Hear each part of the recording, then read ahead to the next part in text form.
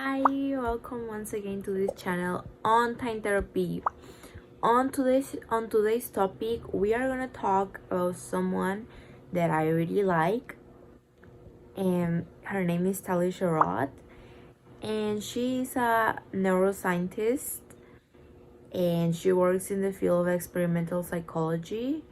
So every time that she talks about something, she has like all this massive scientific research that are backing her up, that I really like to see because it's like real statistics and the latest statistics as well, and she just knows how to pick the perfect examples for everything.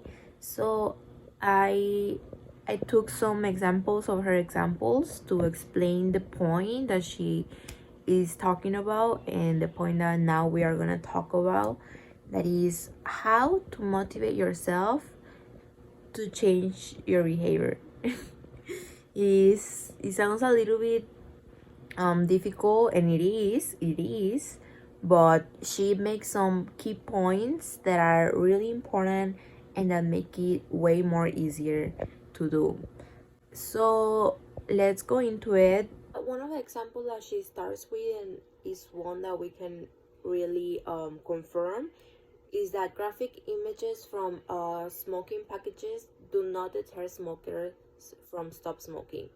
Actually, she even mentions that there is a study now that shows that people, after looking at these images, they put quitting smoking as their last priority. Like, it's obviously not working.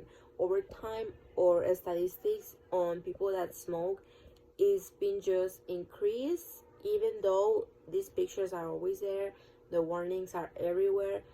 And it's not only us, because we obviously, as a community, because health campaigns are full of warnings and threats, because politicians always talk about the bad things that are going to happen to the nation if they keep eating so much candies. I mean, in Mexico they even took like the animated characters of like um chips and stuff. I mean, because they say that is attracting kids to eat it because of tiger smiling, but it's not like the tiger is talking and say, hey, buy me. I mean i mean is really not the point.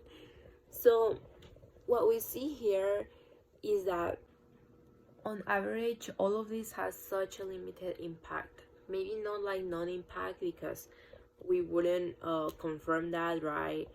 But yes, a very limited one. So why, and what can we do about it? How can we change it? Why are we resistant to warnings? But if you see other species like animals, usually when you scare them, they freeze or they run away.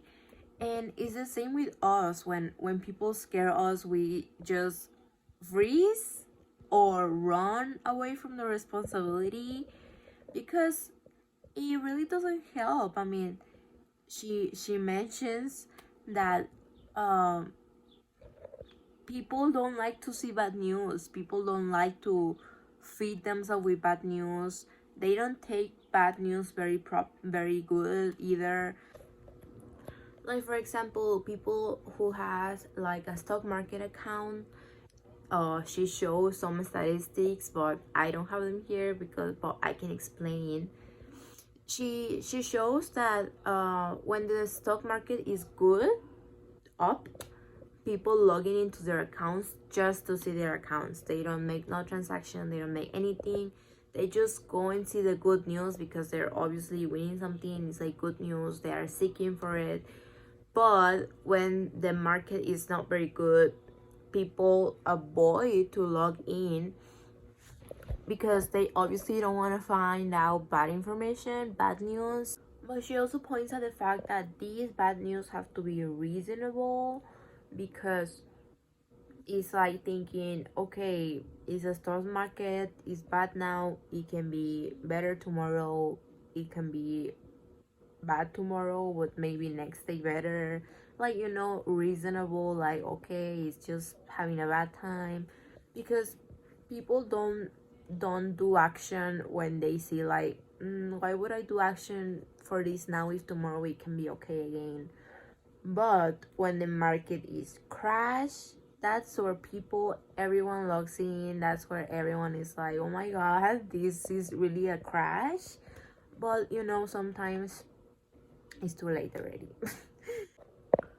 But she also shows this graphic that shows how people are able to take bad and good news, and we can obviously see from the numbers that the most vulnerable people, like elderly and kids and adolescents, are the worst taking bad news, which can also translate that they are less effective with warnings and threats. Okay, so this is literally Tali's electricity bill, and quickly she realized that this was perfectly made for her to be more efficient with her electricity. And this also shows the 3 ingredients that you need to start making your own decisions and to be more positive with yourself, be on your side. So I explained to you. First, we can see there is a social incentive in these bars because it shows her consume of electricity, the average consume in the lowest line, and the most efficient neighborhood in her area. So she here in social incentives, she can point at the fact that she's better than average because she's in the middle one that has less than average, but that she also wants to be on the green line that is the most efficient neighbor. So she quickly compares herself in a positive way, in a way that how can she learn something from this, like how can she pay attention, give herself a moment to look and see that she can do better, but she is doing better already than average. So the second one that we can see is the immediate reward that is reflected as a smiley face at the side that it says that you're good, but then she realized that she can have two smiley face. That means that you are excellent, even more efficient. So she feels already like, okay, I did good because I'm efficient, but I can be better and have two smiley face. So that is the reward that makes her feel better. And the third one is the progress monitoring of her progress of her electricity and how much she uses.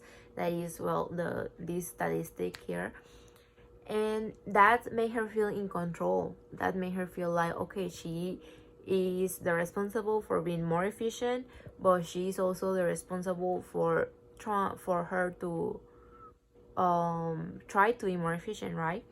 So in these 3 points weekly that she made and that are perfectly shown here, you can see that is the motivation that you need to start changing your actions, start being more efficient, start being just better with yourself for your own good, because this is obviously going to improve her bill, for example, in this example.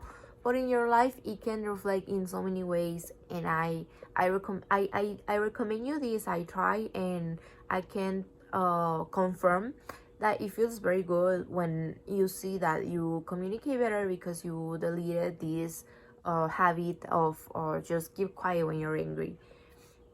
And it's better for you, it's better for the people around you. So I invite you to try. I always try to make it clear that I'm asking you to try, because it's such an efficient method that if you do it step by step, always reminding that the final step is on you and the final step is your reward. Because I understand that obviously sometimes life doesn't give you a smiley face, people don't give you a smiley face, some people are very mean, and it's a little bit